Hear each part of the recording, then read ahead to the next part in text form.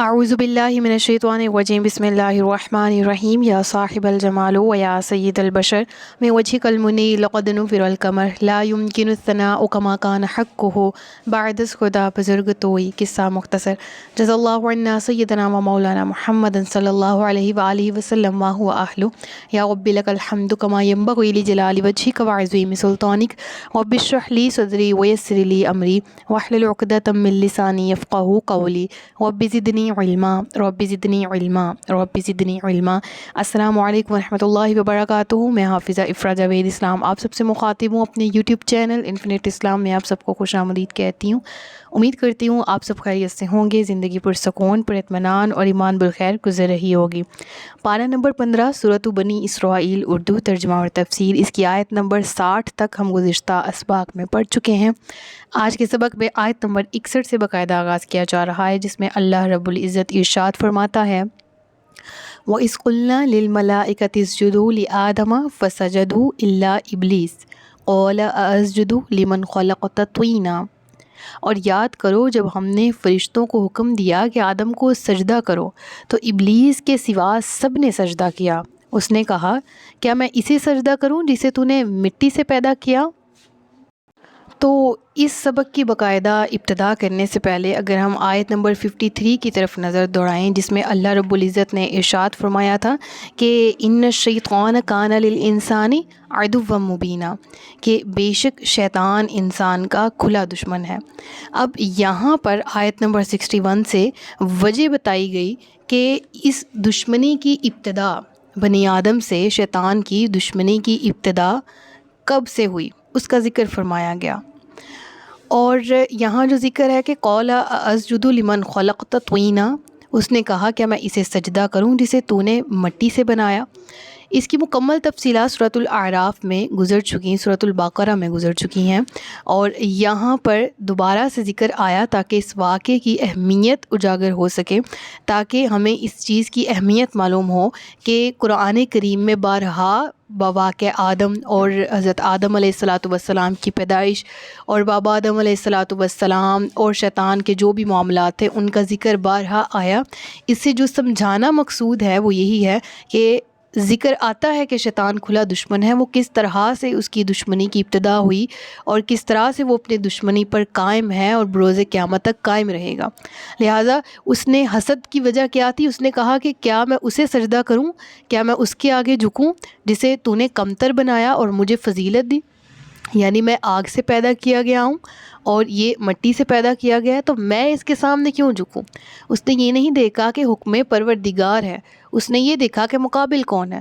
اور اس چیز پر بھی ڈیٹیل میں بحث گزر چکی کہ اس نے اپنے گمان کے مطابق کہا کہ میں افضل ہوں، آگ افضل ہے کیونکہ میں آگ سے بنا ہوں، مٹی افضل نہیں ہے۔ لہٰذا ہم نے سورۃ الاعراف کے لیکچرز میں وہ ڈیٹیل بھی پڑھ لی کہ مٹی آگ سے کس طرح سے افضل ہے۔ لہٰذا وہاں پر اس تفسیر کی طرف اگر دوبارہ جائیں تو ہمیں ان لیکچرز میں مزید ڈیٹیلز مل جائیں گی۔ یہاں پر مختصراً عرض کروں گی اور آگے چلوں گی، اور جو گزشتہ لیکچرز میں ڈیٹیل بیان ہو چکی ہیں ان کے لنک انشاءاللہ ڈسکرپشن میں آپ کو مل جائیں گے۔ پھر اگلی آیت کی طرف چلتے ہیں۔ آیت نمبر 62 کہنے لگا بھلا دیکھ تو جسے تو نے میرے اوپر معزز بنایا، اگر تو نے مجھے قیامت تک مہلت دی تو ضرور میں تھوڑے سے لوگوں کے علاوہ اس کی اولاد کو پیس ڈالوں گا۔ اب یہاں پر الفاظ دیکھیں، پہلے دیکھیں سٹارٹنگ میں ہے قال ارأیتک، تو کہنے لگا بھلا دیکھ تو۔ یہاں پر دیکھنے سے مراد حقیقتاً دیکھنے کے معنی میں یہ لفظ مستعمل نہیں ہوتا، بلکہ یہاں پر اس کا معنی اخبرنی، یعنی مجھے بتا تو، اس معنی میں استعمال ہوگا۔ ٹھیک ہے، کیا کہا اس نے؟ ھذا الذی کرمت علیہ، کہ اسے تو نے مجھ پر فضیلت دی، لئن اخرتنی الی یوم القیامہ، اگر تو مجھے مہلت دے تو میں ضرور اولاد آدم کو پیس ڈالوں گا۔ یعنی اس نے اللہ تبارک و تعالیٰ سے مہلت مانگی کہ اس آدم خاکی کی کمزوریوں کو آشکار کر کے چھوڑوں گا۔ ٹھیک ہے، اور مراد کیا ہے یہاں پر اس کی؟ کہ شیطان کہہ رہا ہے کہ میں ان سب کو راہ راست سے اکھاڑ کر پھینک ڈالوں گا، ان کے ایمان کا صفایا کر دوں گا، اور ان میں سے چند افراد کے بغیر کوئی بھی ثابت قدم نہ رہ سکے گا۔ اب دیکھیں یہاں پر جو مینشن ہے کہ لَأَحْتَنِكَنَّ، میں ضرور پیس ڈالوں گا. یہ پیس ڈالنے سے کیا مراد ہے کہ میں ایمان ان کے دلوں سے کھینچ ڈالوں گا، میں گمراہ کر ڈالوں گا، ان کو ایمان کا صفایا کر دوں گا، راہ راست سے اکھاڑ پھینکوں گا. تو معلوم یہ ہوا کہ جس کا دل ایمان سے خالی ہے، جس کا عمل ایمانی درجات پر پورا نہیں اترتا، وہ گھاٹے میں ہے. اور کس گھاٹے میں؟ جس کا ذکر اس آیت میں کیا گیا کہ وہ تقریباً شیطان کے ہاتھوں کھلونا بن چکا ہے کہ شیطان جس طرح چاہے جیسے چاہے اسے استعمال کرے. پھر شیطان نے کہا الا قلیلا، یعنی سوائے کچھ کے میں تمام کو نقصان پہنچاؤں. اب یہ سوائے کچھ کون سے الا قلیلا کون سے لوگ ہیں، ان کی ڈیٹیل اگلی آیت میں آ رہی ہے. تو اللہ نے فرمایا چلا جا، تو ان میں جو تیری پیروی کرے گا تو بے شک جہنم تم سب کی بھرپور سزا ہے، اور تو اپنی آواز کے ذریعے جسے پھسلا سکتا ہے پھسلا دے، اور ان پر اپنے سواروں اور پیادوں کے ذریعے چڑھائی کر دے، اور مالوں اور اولاد میں تو ان کا شریک ہو جا، اور ان سے وعدے کرتا رہ، اور شیطان ان سے دھوکے ہی کے وعدے کرتا ہے. بے شک جو میرے بندے ہیں ان پر تیرا کچھ قابو نہیں، اور تیرا رب کافی کارساز ہے. یعنی ان آیات میں شیطان کو تمام ان وسائل کے اختیار کرنے کی اجازت دی جا رہی ہے جو کسی کو راہ حق سے بھٹکانے کے لیے استعمال کیے جا سکتے ہیں، جس میں سے پہلا حربہ کیا ہے؟ آواز. یعنی تو اپنی آواز کے ذریعے، تو اپنے مباحثوں کے ذریعے ان کی دولت ایمان کو غارت کرنے کے لیے جو کچھ کر سکتا ہے کر. اب شیطان کی آواز کیا ہے؟ ہم کیا شیطان کو سن سکتے ہیں؟ ہر وہ عمل سننا. اب یہ چغلی سننا اور اس کی حمایت کرنا یہ شیطانی آواز نہیں ہے؟ گانے سننا یہ شیطانی آوازیں نہیں ہیں؟ کیا یہ شیطانی آواز نہیں ہے کہ ہم ہر وہ کام اپنے کانوں سے سر انجام دیں جسے اللہ رب العالمین نے منع کیا ہے، منع فرمایا ہے؟ تو جہاں تک میوزک کی بات ہے، اس پہ تو آج سائنس بھی اس چیز کی شاہد ہے اور اس چیز کو ریسرچ کر کے سامنے لائی ہے کہ جو میوزک ہے وہ انسان کے ہارمونز میں کس قدر چینج، اس کی تخیلات خیالات میں کس قدر چینج لے کے آتا ہے. تو اسلام میں اس لیے میوزک کو حرام کیا گیا کہ یہی ہے جو بے حیائی کی طرف لے جاتا ہے. تو ہر وہ امر جو بے حیائی کا ہے، ہر وہ بات جو بے حیائی سے ریلیونٹ ہے، اس کو سننا. اس سے مراد ہے کہ شیطان کی آواز، شیطانی ہی آوازیں ہیں.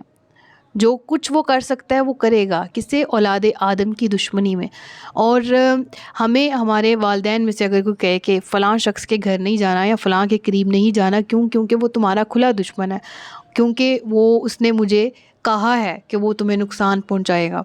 تو کیا ہم اپنے والدین کی وہ بات سن کے، اور ہمیں جب معلوم ہو کہ اس نے ہمارے والدین کو کہا کہ بھئی اس کا میں نے کچھ نہیں چھوڑنا، اس کو میں پیس ڈالوں گا، اس کا میں نے سراسر نقصان کرنا ہے، میں اس کا کھلا دشمن ہوں، میں اسے اپنے ساتھ نقصان میں جہنم میں لے کے جاؤں گا، تو کیا ہم اس شخص کے قریب جائیں گے؟ کبھی بھی نہیں.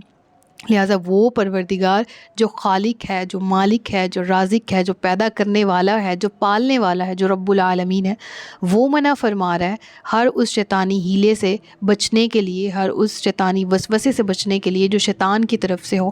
اور اس کے سلوشنز کیا ہیں؟ کثرت سے تعوذ پڑھنا، اعوذ باللہ من الشیطان الرجیم، کثرت سے تلاوت کلام پاک کرنا. جب میوزک سننے کا دل کر رہا ہو تلاوت کلام پاک لگائیں، کانوں کو معطر کریں اور عادت ڈالیں قوت سماعت کو قرآن سننے کی، جس سے آپ کے تمام جسم، آپ کا نفس قابو میں رہتا ہے، آپ کے خیالات قابو میں رہتے ہیں، آپ کا تمام جسم اپنی مکمل ہارمونی کے ساتھ کام کر رہا ہوتا ہے، اور آپ کی زندگی پرسکون ہوتی ہے. جیسے کہ سائنٹیفک ریسرچ بھی ہے کہ جو کینسر کے مریض ہوتے ہیں، جو دماغ کے مریض ہوتے ہیں، ان کے سامنے سورۃ الرحمن لگائی جائے، وہ اس کی تلاوت سن کے جلدی ریکور کر پاتے ہیں.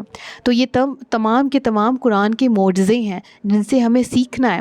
پھر اس کے بعد ذکر ہوا نا کہ تم اپنے سوار اور پیادوں کے ذریعے، یعنی اپنے جو جتنے بھی لشکر ہیں ان تمام لشکروں کے ذریعے، تو شیطان اپنی اولاد کے، اپنے چیلوں کے ذریعے، اگر تو اولاد آدم کو بہکانا چاہ رہا ہے تو دا چلا جس پر تیرا بس چلتا ہے. ہاں جو میرے نیک بندے ہیں وہ تیرے بہکاوے میں نہیں آئیں گے.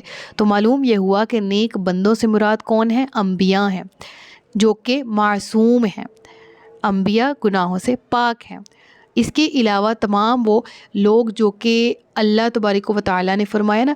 اچھا ایک اور بات، ایک وہ اور بہت اہم پوائنٹ جو کہ میں ضروری سمجھتی ہوں کلیئر کرنا، وہ یہ کہ یہاں پر اب ایک پوائنٹ آ جاتا ہے کہ ہم اکثر اوقات بلیم کرتے ہیں تقدیر کو. تو اب یہ بات کلیئر ہو گئی نا کہ رب العالمین نے شیطان سے کہا کہ تو بہکانا چاہ سکتا ہے نا تو بہکا، لیکن میرے بندے تیرے بہکاوے میں نہیں آئیں گے. تو وہ بندے ہم بھی ہو سکتے ہیں، ہم بھی ہو سکتے ہیں. کس طرح سے؟ ہمیں گروم کرنا ہے اپنے آپ کو. بدی کی طرف نفس بھاگ کے جاتا ہے، نیکی کی طرف کھینچ کے لے کے جانا پڑتا ہے. یہ ساری محنت دنیا میں اسی کی تو ہے کہ ہمیں اپنے آپ کو ٹرین کرنا ہے نیکی کے کاموں کی طرف. تو وہ خوش قسمت ترین بندے ہم بھی بن سکتے ہیں. جس طرح حضرت عمر فاروق کے بارے میں صحیح حدیث ہے کہ حضرت عمر فاروق کے بارے میں ہے کہ حضرت عمر فاروق جس راستے سے گزرتے تھے، شیطان اس راستے کا تصور بھی نہیں کرتا تھا کہ میں اس راستے پہ جاؤں. اتنا ڈر تھا حضرت عمر فاروق کا، یعنی کہ شیطان ان سے ڈرتا تھا. تو ایسے بھی تو ولی، ایسے بھی تو صحابی، ایسے بھی تو اولیاء گزرے ہیں نا کہ شیطان بھی ان سے ڈرا کرتا تھا. پھر غزوہ بدر کی اگر ہم بات کریں، سورہ انفال میں ہم نے پڑھا کہ جس دن لشکر آمنے سامنے ہوئے تو شیطان بھاگا. شیطان کس طرح سے بھاگا؟ مومنوں کی طاقت دیکھ کے، مومنوں کی قوت ایمانی دیکھ کے کہ آج تو میں اگر ان کے خلاف آیا تو میں مارا جاؤں گا. اس ڈر سے وہ بھاگ گیا. تو شیطان ڈرتا ہے مومنین کے ایمان سے. تو یہ بات کلیئر ہے. اب وہ جائے گا، ایک چور ہے وہ جاتا اسی جگہ پہ جہاں اسے امید ہو کہ یہاں سے کچھ ملنا ہے، ٹھیک ہے، یہاں اس جگہ پر مال زیادہ ہے، یہاں پر ڈاکہ ڈالنا ہے، ٹھیک ہے. تو شیطان بھی ہر اس شخص کے پیچھے پڑا ہوتا ہے جس کے دل میں ایمان موجود ہوتا ہے. حملے زیادہ اسی پہ ہوتے ہیں جو ایمان کی حفاظت کرنے کی کوشش کرتا ہے، جو قرآن کا طالب علم ہوتا ہے. ہم میں سے اکثر کے ذہن میں آتا ہے کہ نہیں ابھی تو مینیج کرنا مشکل ہے، قرآن کس طرح پڑھیں گے، تفسیر تو بہت مشکل ہے، چلیں پہلے ایم اے کر لیتے ہیں، ایم بی اے کر لیتے ہیں، بی اے کر لیتے ہیں، بی اے کر لیتے ہیں، اپنی تعلیم پوری کرتے ہیں، پھر زندگی کے کسی حصے میں دیکھیں گے کہ قرآن پڑھنا ہے یا نہیں پڑھنا. تو ہمارا کیا طرز عمل ہے کہ ہم نیکی سے بھاگتے ہیں اس لیے کہ یہ مشکل ہے، حالانکہ یہ کام اس قدر آسان ہے کہ، اور اسی لیے ہم بھاگتے ہیں ہمارے لیے، اس لیے ان سے بچنا آسان ہے کیونکہ شیطان نے ہمارے لیے آراستہ کر دیا ہوا ہے اس عمل کو، ہمارے لیے آسان کر دیا نیکی سے بھاگنا. کیوں؟ ہم کوشش کرتے ہیں، وہ راہ میں رکاوٹ ڈالتا ہے. اور سب سے زیادہ رکاوٹیں اسی کے راستے میں آتی ہیں کہ جس کے راستے کو فالو کرتے ہوئے شیطان کو ڈر ہو کہ یہ اس راستے کے ذریعے اپنی منزل تک پہنچ سکتا ہے، اور جو ویسے ہی اس کے ہاتھ کا کھلونا ہے اس پہ اس کو محنت کرنے کی ضرورت نہیں ہے. لہٰذا شیطان کی اولاد آدم سے اور آدم سے دشمنی ازل سے ہے، ابد تک رہے گی. اور دنیا میں ہم اسی لیے بھیجے گئے ہیں کہ ہم اس کے ان حملوں کا مقابلہ کر سکیں، ہم قرآن سے جڑیں، اسلام سے جڑیں، دین سے جڑیں، دین کو سیکھیں تاکہ ہم دنیا میں بھی کامیاب ہو سکیں اور آخرت میں بھی کامیاب ہو سکیں. اس کے بعد ارشاد ہوا تمہارا رب وہ ہے کہ تمہارے لیے دریا میں کشتیاں جاری کرتا ہے تاکہ تم اس کا فضل تلاش کرو، بے شک وہ تم پر مہربان ہے. اور جب تمہیں دریا میں مصیبت پہنچتی ہے تو اللہ کے سوا جن کی تم عبادت کرتے ہو وہ سب گم ہو جاتے ہیں. پھر جب تمہیں خشکی کی طرف نجات دیتا ہے تو تم منہ پھیرتے ہو، اور انسان بڑا ناشکر ہے.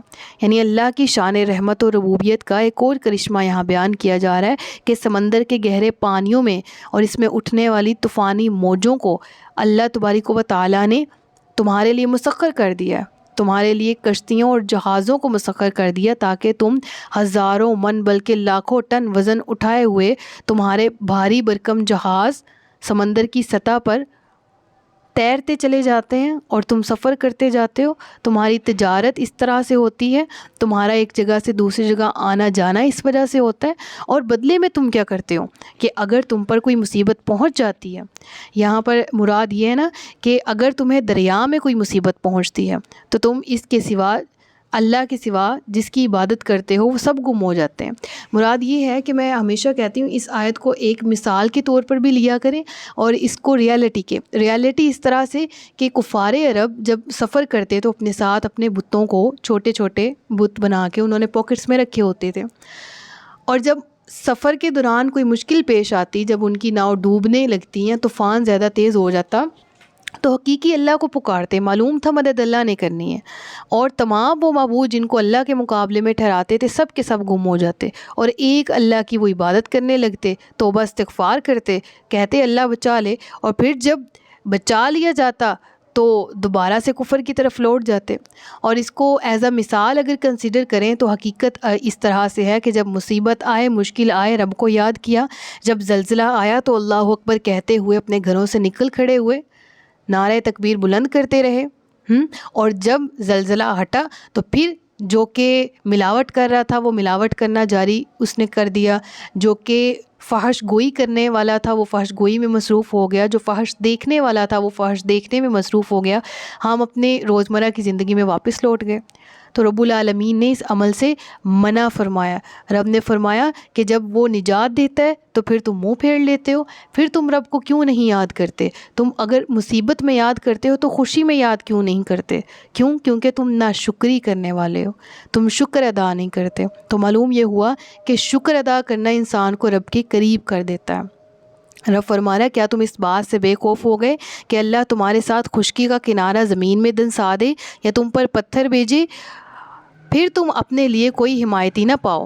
یا تم اس بات سے بے خوف ہو گئے کہ وہ تمہیں دوبارہ دریا میں لے جائے، پھر تم پر جہاز توڑنے والی آندھی بھیج دے تو وہ تمہیں تمہارے کفر کے سبب غرق کر دے، پھر تم اپنے لیے کوئی ایسا نہ پاؤ جو اس پر ہم سے کوئی مطالبہ کر سکے؟ یعنی رب العالمین فرما رہا ہے کیا تم بے خوف ہو گئے کہ تمہیں عذاب آ لے گا؟ اب کس طرح سے قارون کا بھی قرآن میں ذکر ہم نے پڑھا نا، زمین میں دھنسا دیا گیا۔ بہت سی ایسی قومیں ہیں جن پر زمینی عذاب آئے، بہت سی ایسی قومیں ہیں جن پر آسمانی عذاب آئے۔ قوم لوط پتھر برسائے گئے اس قوم پر۔ تو رب العالمین فرما رہا ہے جب تم خشکی کی طرف لوٹتے ہو اور رب کی ناشکری کرنے لگتے ہو، رب کو بھول جاتے ہو، کیا بے خوف ہو گئے کہ وہی الہ تمہیں دوبارہ دریا کی طرف لوٹا دے اور پھر تمہیں تمہاری کشتیاں توڑ دینے والی آندھی میں مبتلا کرے اور تم ٹکڑے ٹکڑے ہو جاؤ؟ یعنی جس مصیبت سے بچ کے، جس زلزلے سے، میں اس زلزلے کی مثال کیوں دے رہی ہوں، اللہ تبارک و تعالی ہم سب کو معاف فرمائے، ہم سب کو آفتوں سے محفوظ فرمائے، لیکن ہم نے یہ دیکھا ہے، ہم نے یہ آبزرو کیا ہے کہ جب زلزلے کے تھوڑے سے شاکس ہی آ جائیں نا، تھوڑے سے جھٹکے، تو کیا ہوتا ہے کہ تمام لوگ ایسے پریٹینڈ کرتے ہیں جیسے کہ پکا مسلمان ان سے بڑھ کے کوئی نہیں ہے۔ ہم خود اپنے آپ کو بھی اس میں شامل کرتے ہیں کہ دل منہ کو آ جاتے ہیں اور زبان اللہ اللہ پکار اٹھتی ہے، لیکن جب زلزلے تھم جاتے ہیں، جب آفت ہٹ جاتی ہے، تب ہمارا طرز عمل کیا ہوتا ہے؟ ہم بے خوف ہو جاتے ہیں، اور کیا ہم اس توبہ کے بعد دوبارہ گناہوں کی طرف نہیں لوٹتے؟ جو توبہ ہم مشکل کے وقت کرتے ہیں ہم پھر لوٹ جاتے ہیں۔ اور اب فرماتا ہے کیا بے خوف ہو گئے؟ جس رب نے پہلے زلزلہ بھیجا کیا وہ دوبارہ نہیں بھیج سکتا؟ جس نے پہلے طوفان سے نجات دی کیا وہ دوبارہ تمہیں طوفان میں لے جا کے غرق نہیں کر سکتا؟ ٹھیک ہے، تو ان چیزوں سے ڈرایا گیا۔ پھر اس کے بعد جو آخری آیت ہے وَلَقَدْ كَرَّمْنَا بَنِي آدَمَ وَحَمَلْنَاهُمْ فِي الْبَرِّ وَالْبَحْرِ وَرَزَقْنَاهُمْ مِنَ الطَّيِّبَاتِ، اور بے شک ہم نے اولاد آدم کو عزت دی اور انہیں خشکی اور تری میں سوار کیا اور ان کو ستھری چیزوں سے رزق دیا اور انہیں اپنی بہت سی مخلوق پر بہت سی فضیلت دی۔ تو معلوم یہ ہوا کہ اولاد آدم کو اللہ تبارک و تعالیٰ نے عزت دی، شرف بخشا، انسان کو عقل، علم، قوت گویائی، پاکیزہ صورت، معتدل قد و قامت عطا کیے، جانوروں سے لے کر جہازوں تک کی سواریاں عطا کیں، نیز اللہ عز و جل نے انہیں دنیا و آخرت سنوارنے کی تدبیریں سکھائیں اور تمام چیزوں پر غلبہ عطا فرمایا، قوت تسخیر بخشی کہ آج انسان زمین میں اور اس سے نیچے یوں ہی ہواؤں بلکہ چاند تک کو تسخیر کر چکا ہے اور مریخ تک کی معلومات حاصل کر چکا ہے۔ بحر و بر میں انسان نے اپنی فتوحات کے جھنڈے گاڑ دیے ہیں۔ یہ چند ایک مثالیں ہیں، ورنہ اس کے علاوہ لاکھوں چیزیں اولاد آدم کو عطا فرما کر اللہ نے اسے عزت دی اور انسان کو بقیہ تمام مخلوقات سے افضل بنایا۔ اور انسان کی فضیلت کچھ اس طرح سے بھی ہے کہ فرشتے تو اللہ کی بندگی کرتے ہیں، عبادت کرتے ہیں، لیکن وہ اس پر مامور ہیں، مجبور ہیں، کیونکہ ان کی فطرت ہی ہے۔ ان میں عقل تو ہے لیکن شہوت نہیں ہے، اور جانوروں میں شہوت ہے لیکن عقل نہیں، جبکہ آدمی میں شہوت اور عقل دونوں ہیں، تو جس نے عقل کو شہوت پر غالب کیا تو وہ فرشتوں سے افضل ہے، اور جس نے شہوت کو عقل پر غالب کیا وہ جانوروں سے بھی بدتر ہے۔ لہٰذا اولاد آدم کی فضیلت کس کے ساتھ جڑی ہے؟ ان اکرمکم عند اللہ اتقاکم، جو تم میں تقوی والا ہے وہی اللہ کے نزدیک زیادہ عزت والا ہے۔ صدق اللہ العلی العظیم و صدق رسولہ النبی الکریم۔ سچ فرمایا اللہ نے جو عظمت والا ہے۔ اپنا بہت سا خیال رکھیے گا، مجھے دعا میں یاد رکھیے گا۔ تاجدار ختم نبوت زندہ باد، پاکستان ہمیشہ زندہ باد۔ السلام علیکم ورحمۃ اللہ وبرکاتہ۔